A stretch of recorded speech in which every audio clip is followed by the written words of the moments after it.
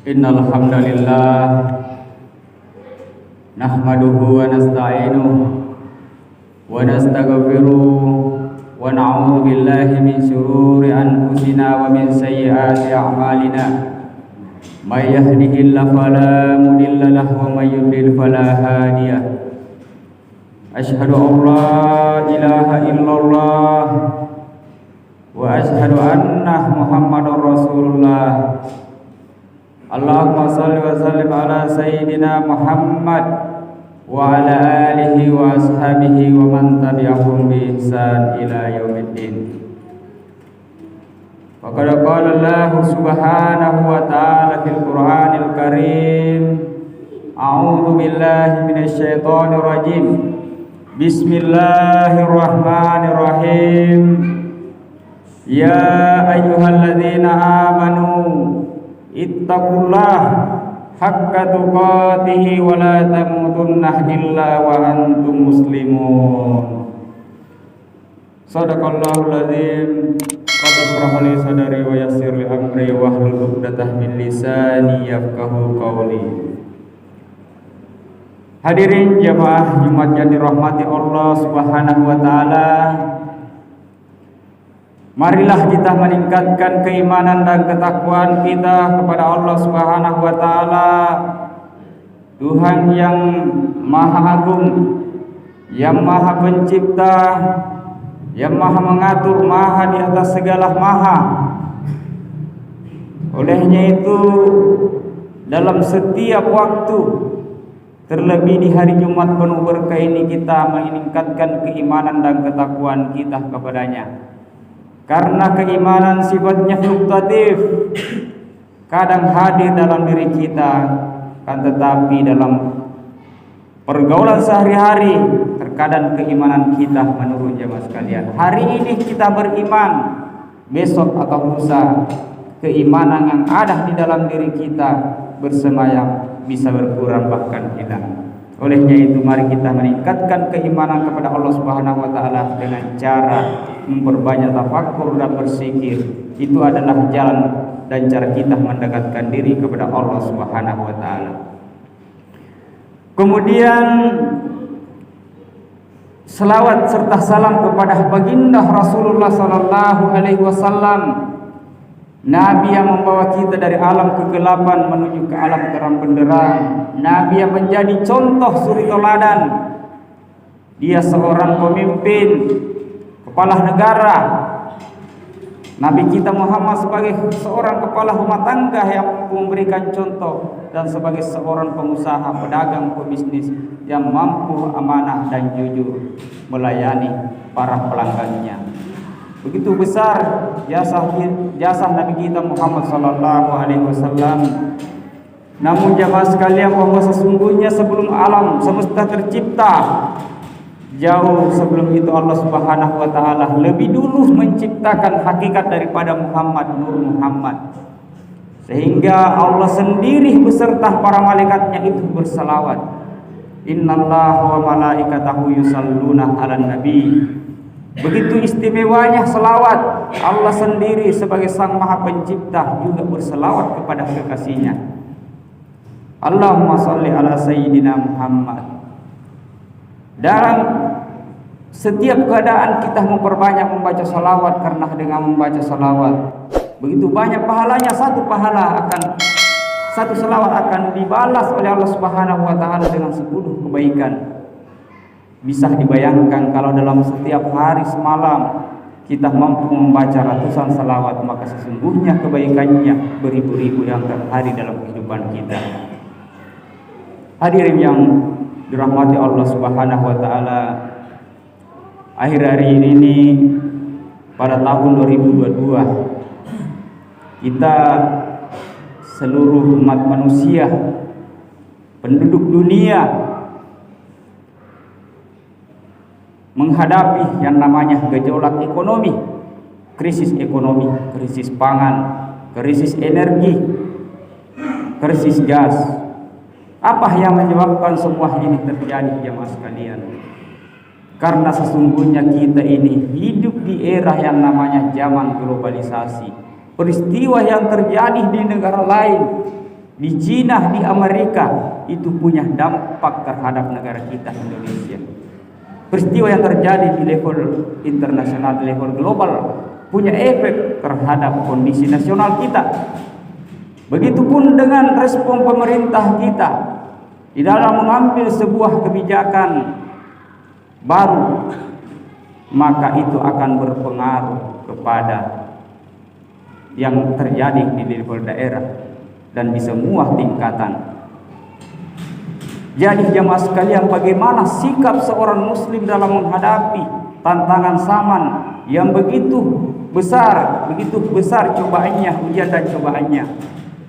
Dalam konsep Islam, bahwa kita harus bersabar di dalam melihat, membaca kondisi zaman yang kita hadapi.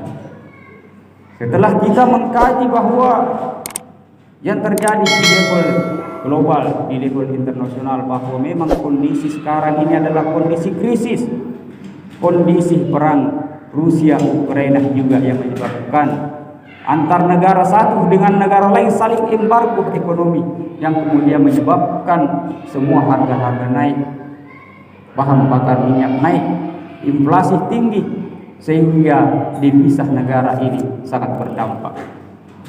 Kemudian pemerintah kita mengambil sebuah kebijakan bagaimana menaikkan BBM saat ini, sehingga kadang ada masyarakat yang sangat mengeluh, sedih, bahkan frustasi. Akan tetapi kita sebagai seorang muslim jamaah sekalian harus optimis di dalam melihat kenyataan hidup, bahwa sesungguhnya di balik kesusahan itu ada yang namanya kemudahan. Sesungguhnya Allah Subhanahu wa taala tidak akan menguji seorang hamba di luar daripada kemampuannya. Itu yang pertama jemaah sekalian, adalah dalam melihat kondisi krisis saat ini adalah bagaimana kita hadirkan kekuatan iman di dalam diri kita, bahwa sesungguhnya di dalam kehidupan ini ada yang disebut dengan kadar baik dan kadar buruk. Kita harus meyakini bahwa semua peristiwa yang terjadi di dalam kehidupan ini diperankan oleh manusia, akan tetapi semua itu atas izin Allah Subhanahu wa taala. Dampak yang terjadi saat ini di tengah-tengah masyarakat kita adalah Tuhan ingin melihat dan menguji kekuatan iman kita, bahwa mampukah kita, apakah kita masih meyakini bahwa Allah Subhanahu wa taala yang Maha memberikan rezeki. Wa ma min dabbatin fil ardi illa 'alallahi rizquha. Saat ini begitu banyak orang yang resah, sedih, frustasi tentang rezeki dari dalam mengarungi kehidupan sehari-harinya.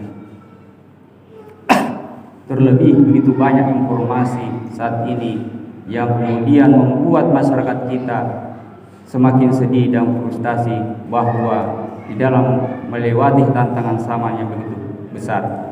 Kemudian selanjutnya jamaah sekalian adalah bagaimana kita meningkatkan sifat sabar. Itulah konsep Islam dari dalam mengarungi proses kehidupan yang begitu besar cobaannya. Seperti dijelaskan di dalam Al-Quran, bahwa walanabluwannakum bisyai'in minal khauf, dan sesungguhnya Allah Subhanahu wa taala itu akan menguji kepada kalian berupa ketakutan, kesedihan, walju, berupa kelaparan, terjadi krisis, wassamarat, begitupun dengan buah-buahan, wal amwal, kekurangan harta benda. Jadi kita diuji oleh Allah Subhanahu wa taala berupa kesedihan. Kita senantiasa was-was di dalam diri kita, di dalam batin kita. Kemudian kita kekurangan buah-buahan, seperti yang terjadi, yang diprediksi saat ini, bahwa kemungkinan besar kita akan diperhadapkan yang namanya krisis pangan. Kenapa krisis pangan terjadi jemaah sekalian? Karena negara kita masih mengandalkan impor dari luar. Sementara negara yang pengimpor, mengekspor masuk ke Indonesia itu adalah Ukraina, gandum. Nah, kalau kita melihat bahwa Indonesia ini adalah negara yang subur, bisa bercocok tanam, bisa menjadi negara yang merdeka secara pangan. Bukan hanya merdeka, akan tetapi mandiri secara pangan, dan bisa mengekspor seluruh kebutuhan-kebutuhan apa di negara-negara lain tersebut. Akan tetapi yang terjadi saat ini adalah kemudian begitu banyak pemuda-pemuda kita, terutama di desa-desa sekarang, itu lebih doyang bagaimana kemudian masuk ke kota untuk kerja di pabrik-pabrik, sementara sektor real, sektor pertanian kemudian itu ditinggalkan. Nah, ke depan ini bagaimana kita sebagai seorang muslim adalah kita melihat peluang yang ada di sekitar kita, sekaligus kita melihat tantangan dan gelombang yang kita hadapi.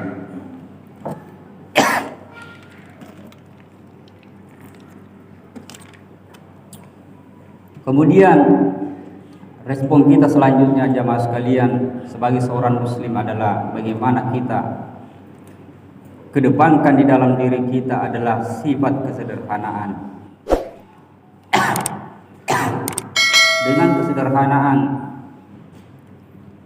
di dalam perilaku kehidupan kita itu akan membuat kita semakin tentram di dalam mengarungi proses kehidupan ini. Karena sesungguhnya sifat boros kemudian hedonisme, karakter hedonisme yang kemudian itu di dalam Islam itu tidak dianjurkan. Rasulullah Sallallahu Alaihi Wasallam sebagai seorang pemimpin, seorang teladan kita adalah di dalam kehidupannya itu sangat sederhana. Saat ini di tengah kita kondisi krisis ini, maka perilaku hidup sederhana perlu kita kedepankan, baik dalam kita mengkonsumsi makanan itu perlu dengan kesederhanaan, dan berpakaian pun dengan kesederhanaan, dan berkendaraan dengan kesederhanaan.